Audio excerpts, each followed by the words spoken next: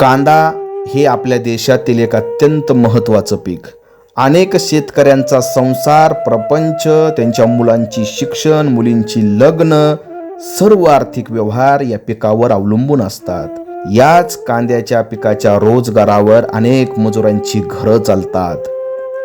देश स्वतंत्र झाल्यापासून अनेक सरकारे आली गेली, परंतु एकाही सरकारने कांद्याला हमी भाव दिला नाही. त्यामुळे कांदा उत्पादक शेतकरी हा नेहमीच अडचणीत सापडत आलेला आहे. याच कांदा उत्पादक शेतकऱ्यांच्या प्रश्नावर प्रकाश टाकण्याचा भारतीय कांदा उत्पादक महासंघ फेडरेशन यांनी ऐका हो ऐका या कार्यक्रमाच्या माध्यमातून केलेला हा एक छोटासा प्रयत्न.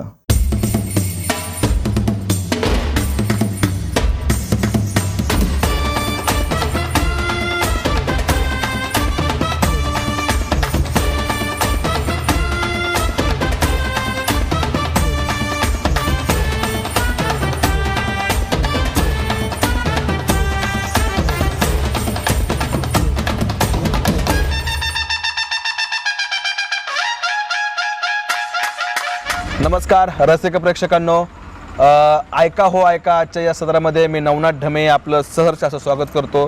तर आपल्याला माहीत आहे की ऐका हो ऐका या सदरामध्ये सध्याला आपण कांदा उत्पादक शेतकरी, त्यांच्या व्यथा, त्यांच्या समस्या, त्यांच्या अडचणी, गव्हर्नमेंटची धोरणं या सगळ्या विषयावरती कांदा उत्पादक शेतकऱ्यांची चर्चा करतोय. त्यांच्या बांधावर जाऊन, त्यांच्या घरी जाऊन त्यांच्या अडचणी जाणून घेण्याचा आपण प्रयत्न करतोय.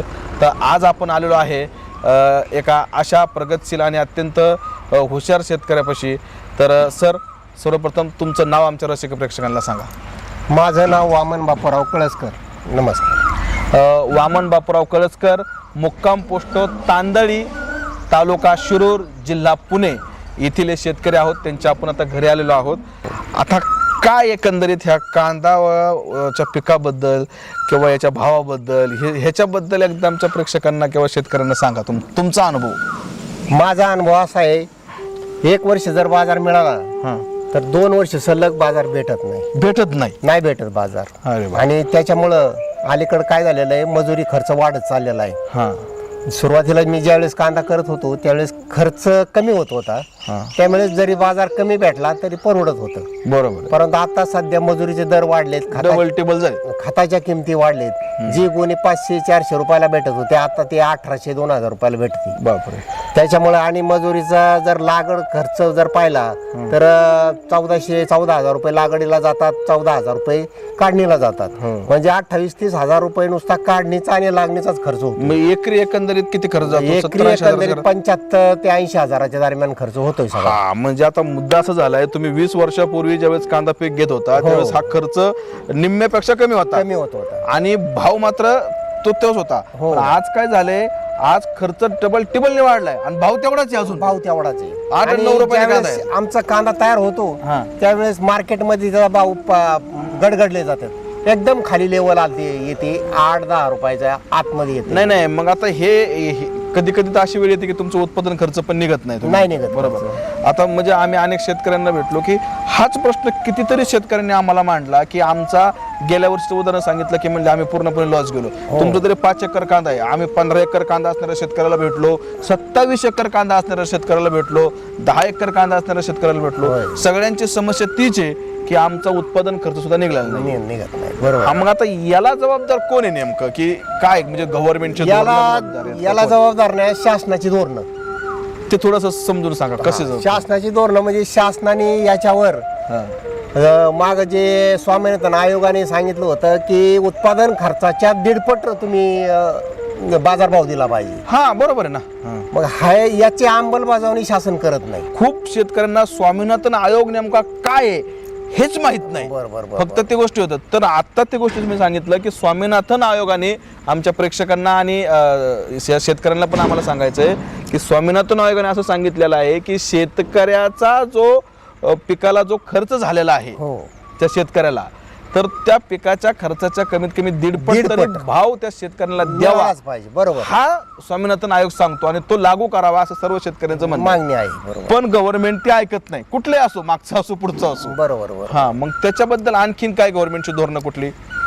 गव्हर्नमेंटची धोरणं म्हणजे आता काय केलंय त्यांनी थोड्याफार प्रमाणात आम्हाला सवलती म्हणजे ज्या वखारी आहेत हा. त्या वखारीला अनुदान दिलेलं आहे. हा वखारी करण्यासाठी आम्हाला त्यांनी प्रवृत्त केलंय. पण वखारीमध्ये असा अनुभव येतोय हा. की 1 वर्ष जर कांदा व्यवस्थित टिकला, 6 महिन्याची त्याची कॅपॅसिटी असते हा. त्या वखारीची. पण कधी कधी काय होतंय, हे आसमानी आणि सुलतानी जी संकट येतात, नैसर्गिक आपत्ती, त्याला कायच करू शकत. त्याला काही करू शकत नाही. कांदा काढणीच्या वेळेस हा. पावसात भिजला जातो.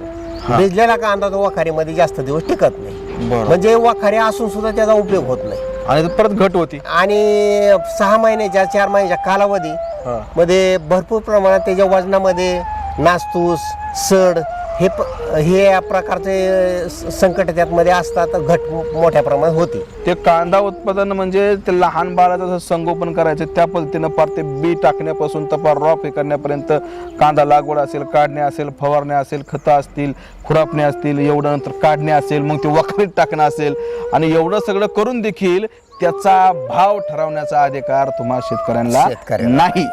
ही जगातली सगळ्यात मोठी शोकांतिका आहे. इतर व्यवसायात पहा तुम्ही, साधं समजा आता बिडी तयार करायची असेल तर त्या बिडीला जो खर्च येतो त्या खर्चाच्या किती रेट लावायचा तो मालक ठरवतो.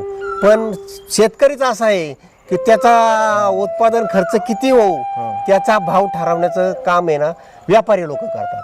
मग याच्यावरती काय गव्हर्नमेंटचं कुठलं कंट्रोल नाही का? गव्हर्नमेंटच्या याच्यावर काहीच कंट्रोल नाही.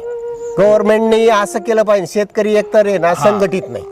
हा मुद्दा याला कारण काय आहे? याचा फायदा व्यापारी लोक घेतात. आणि आज 75 वर्ष झालं स्वातंत्र्य मिळून, म्हणजे गव्हर्नमेंटच्या लक्षात यायला नको का ह्या गोष्टी आल्या पाहिजेत की काय नेमक्या अडचणी शेतकऱ्याला काय येत, ह्या अडचणी त्यांच्या लक्षात येऊन सुद्धा बरं हे पुढारी मंडळी, नेते मंडळी आहेत कोण? हे शेतकऱ्याचीच मुलं आहेत. पण होतंय काय, शेतकऱ्यांचं, आपल्या पुढाऱ्यांचं आणि व्यापाऱ्यांचं साठलोट होतंय. त्यात मरण आहे ना शेतकऱ्याचं होतंय. ही गोष्ट खरी आहे. मग आता याच्यातून काय पर्याय काय? ह्याच्यातून जर सोल्युशन काढायचं असेल, शेतकऱ्यांच्या कांद्याला भाव जर मिळायचा असेल तर काय केलं पाहिजे नेमकं आता? अहो ह्याच्यामध्ये ना कांद्याचं क्षेत्र प्रत्येक तालुक्यामध्ये, प्रत्येक गावामध्ये किती असायला पाहिजे ह्यांनी शासनाने नोंद केली पाहिजे. शासनाने नियोजन केलं पाहिजे. बरोबर.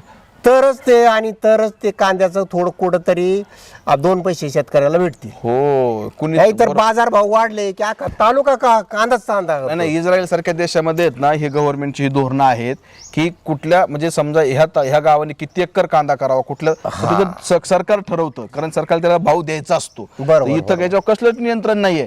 एकाने केला त्याला जर भाव आला तर ते सगळे शेतकरी कांदाच करतात, अख्खा गाव कांदाच करून टाकतात आणि सगळे लॉस मध्ये जातात. ही वास्तव आहे शेतकऱ्यांचं.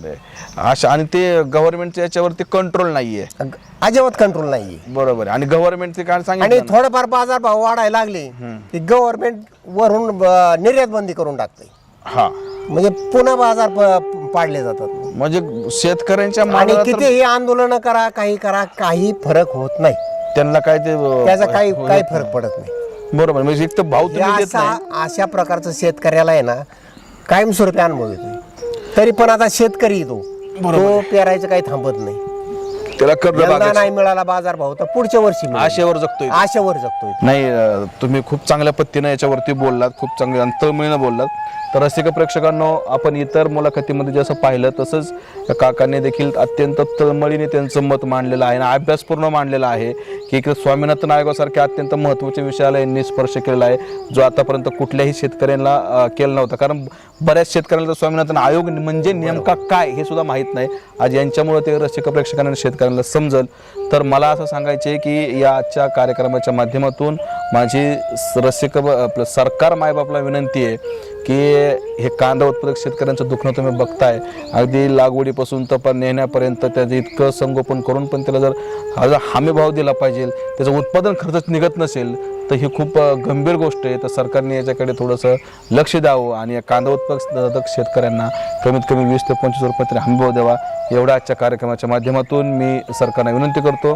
सर, तुम्ही आमच्या आजच्या कार्यक्रमामध्ये सहभागी झालात, वेळात वेळ काढून अत्यंत अभ्यासपूर्ण आणि तळमळीनं तुमचं मत मांडलं, त्याबद्दल मी तुमचं मनपूर्वक आभार मानतो. धन्यवाद.